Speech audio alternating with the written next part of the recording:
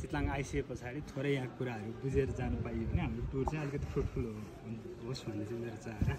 है। थोरै कुराहरू गरिदिन्छु।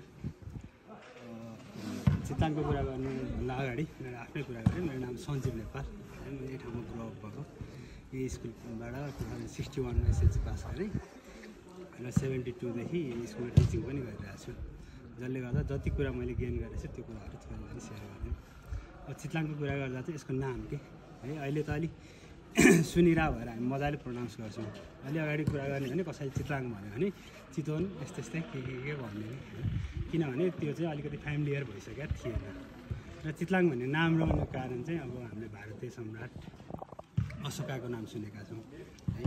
उहाँ चाहिँ कस्तो भन्दाखेरि इन्डियन अम्पायर र गौतम बुद्धको फलोवर अनुयायी। त्यसले गर्दा विभिन्न ठाउँमा अब अशोका पिल्लर बनाइहाल्नु त्यही त्यसरी बनाउने क्रममा चाहिँ अब त्यतिखेर चाहिँ उहाँको छोरीको पालामा चाहिँ काठमाडौँको चाबेलमा पनि यो चारुमती भन्ने याद गर्नुभएको छ, बिहार भनेको छ। र त्यो चारुमती चाहिँ उसको छोरीको नाम र उसको पालामा चाहिँ अब काठमाडौँ जाने बाटोको रूपमा चाहिँ यही बाटो प्रयोग भयो कि है चितलाङ हुँदै। किनभने त्यतिखेर अहिलेको जस्तो ट्रान्सपोर्टेसन मिन्सहरू भेहिकलहरूको डेभलप भएको थिएन। त्यसले गर्दा यही बाटो जाँदै गर्दाखेरि चाहिँ अनि यहाँ तल एउटा नेवारी भिलेज छ, अहिले पुग्नुहुन्छ तपाईँहरू। त्यहाँ चाहिँ एउटा चैत्य बनाउनु भएछ क्या। र त्यो चैत्य बनेकै कारणले जब काठमाडौँको मान्छेहरू यो ठाउँ हुँदै चाहिँ ओर्दोहरू गर्थ्यो तिनीहरूले चाहिँ यो ठाउँलाई चैत्य हुँदै जाने बाटो भनेर पुनः थालेछ कि। र त्यो शब्द चाहिँ अब कस्तो भन्दाखेरि काठमाडौँ चाहिँ प्रायः ओरिजिनालिटीको हिसाबले नेवारी सिटिजनहरू पहिलेदेखि नेवारी भाषामा चाहिँ चैत्य ओनेल भन्नु थालेछन् क्या, चैत्य हुँदै जाने बाटो भन्नलाई। र त्यही शब्द चाहिँ चेन्जिङ हुँदै हुँदै गएर चितलाङ भन्ने नाम रहेको पनि भन्छन्। अब यो मात्रै नभएर अर्को एउटा किंवदन्ती पनि छ। कस्तो छ भन्दाखेरि नेपाल चाहिँ ल्यान्डलक छ होइन, सबैलाई थाहा भएको कुरो। त्यसले गर्दा समुद्र टच नभएको कारणले अब हाम्रो देशमा नुनको उत्पादन हुँदैन कि, अहिले पनि नहुने। अहिले त अब इन्डियादेखि ल्याएर यो साल ट्रेडिङ नेसनल ट्रेडिङहरूले हाम्रो घरघरसम्म पुर्याइदिरहेको छ नुन। अलि अगाडि कुरा गर्ने भने त्यही नुन लिनको लागि चाहिँ इन्डियाको बोर्डर एरियासम्म होइन, टोरीसम्म यो चितवनको गौर के भन्छ सायद है, एउटा बोर्डरसम्म चाहिँ हामी त्यसरी जानुपर्ने नुन लिनको लागि। र त्यो नुन लिन जाने बाटोको रूपमा चाहिँ यो बाटो प्रयोग हुनुको कारणले यो शब्द पनि अहिले भने जस्तै अब प्रायः काठमाडौँ वरपर काठमाडौँ पेरिफेरीमा नेवारी सिटिजनहरू भएकोले नेवारी भाषामा चाहिँ नुन बुझ्नुहुन्छ, नेवारी भाषा नुनलाई चाहिँ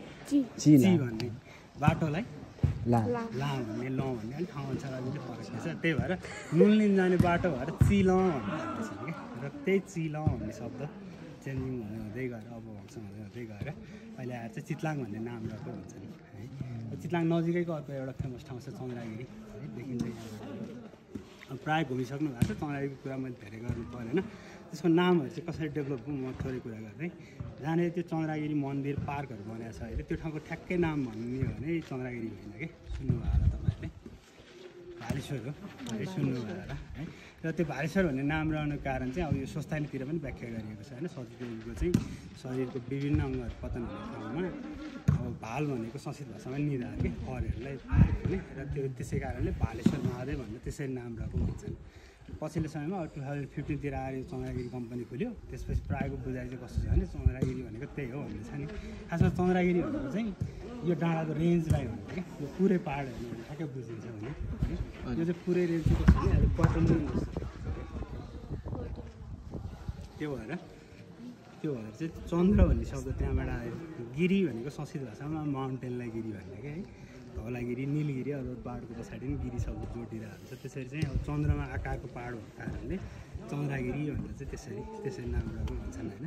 त्यसै गरी अब यो स्कुलमा हामी आउनुको कारण चाहिँ खासमा यो घर देख्नुहुन्छ, यो चाहिँ दरबार हो कि।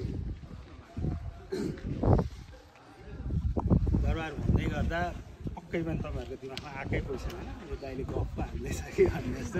हो रियालिटी के। किनभनेदेखि दरबार भन्ने बित्तिकै हाम्रो दिमागमा के छ, एकदम भव्य खालको महल भन्ने भन्ने छ। किनभने हामी अब सिंहदरबार, पचपन्न झ्याले दरबार, नारायणी, बसन्तपुर होइन,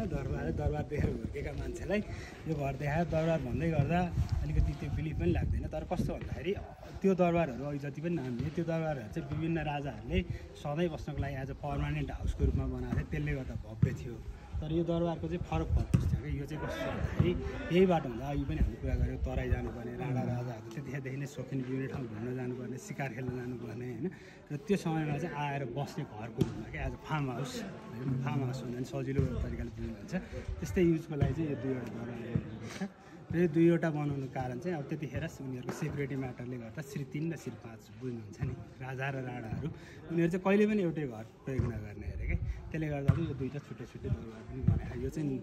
विक्रम सम्वत 1962 1962मा चाहिँ चन्द्र शमशेरको पालामा है राणा प्रधानमन्त्री चन्द्र शमशेरको पालामा चाहिँ यसरी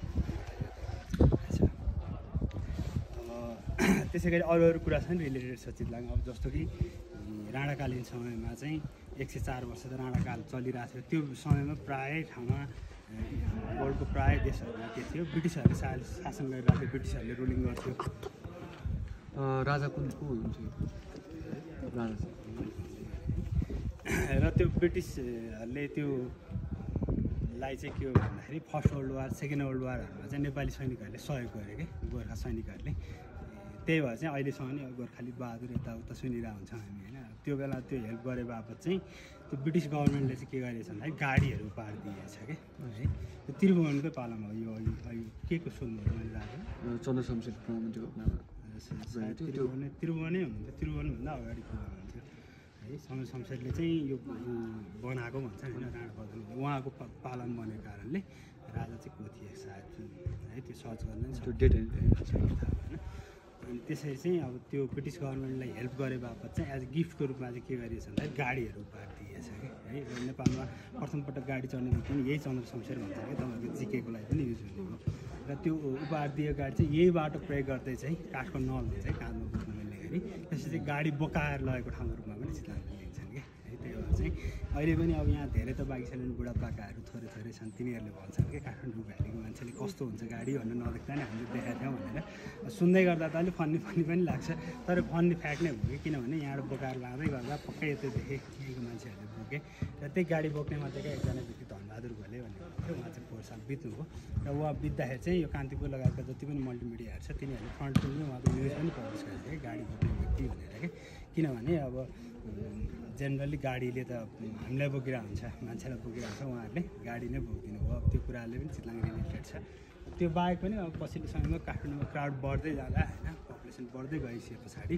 महाकवि लक्ष्मीप्रसाद देवकोटा नि यही बाटो हुँदै आउने क्रममा चाहिँ यो अब लगतै कहिले पर्सितिर शिवरात्रि आउँदैछ अनि शिवरात्रिको बेलामा धेरै अब यो साधु सन्तहरू इन्डियादेखि आउँछन् अब तिनीहरू चाहिँ अहिले त अब मोटर बाटो युज गरेर मोटर युज गरेर आउने भए पहिला यही बाटो प्रयोग गर्दै आउँथे र त्यसरी आउँदै गर्दाखेरि चाहिँ ती तीर्थयात्रीहरूलाई देखिसके पछाडि तिनीहरूको गेटअप तिनीहरूले बोकेका सामानहरू देखिसके पछाडि कविता लेख्नु भएछ क्या लक्ष्मीप्रसाद देवकोटाले यात्री गर्दा कुन मन्दिरमा जान्छ यात्रीहरूले गीत पनि रेकर्ड भइसकेको छ सुन्नु पनि भएको छ त्यो लेखिएको ठाउँ पनि चितलाङै हो है यो यस्तै हिस्टोरिकल कुराहरू रिलेटेड चितलाङ पछिल्लो समयमा चाहिँ अब धेरै कुराले फेमस छ जस्तो कि हामी अहिले पुरानो रिसोर्स चितलाङ अर्ग्यानिक भिलेजको त्यही पार्ट 1 है नास्पाती गार्डन तपाईँलाई थाहा छ अहिले पुग्नु पनि हुन्छ है सुन्नु पनि भयो होला र त्यो गार्डन चाहिँ अब 2010देखि नै रिसोर्टको चलेको र त्यहाँ जति पनि त्यो नास्पातीको फ्रुटहरू उत्पादन हुने त्यसको चाहिँ पियर वाइनहरू भन्ने क्या र त्यो जाम वाइन चाहिँ अब प्रायः अन्यत्र नपाउने चितलाङको लागि फेमस छ त्यसै गरी अघि भर्खरै हामीले गोड चिज होइन यो गोड चिज चाहिँ मेरो जानकारीमा भएसम्म नेपालकै वान एन्ड ओन्ली प्रोडक्सन पनि यही हुन्छ त्यसले गर्दा चितलाङ फेमस छ त्यसै गरी अहिले क्वाड बाइकहरू प्याराग्लाइडिङ हुन्छ प्याराग्लाइडिङहरू अब कुराहरू अन्य सिटीमा पनि छ तर पनि चितलाङको रिजनमा यस्ता कुराहरू छ त्यो चाहिँ एज अ टुरिज्म डेस्टिनेसनकै रूपमा चाहिँ चितलाङ डेभलप भइरहेको छ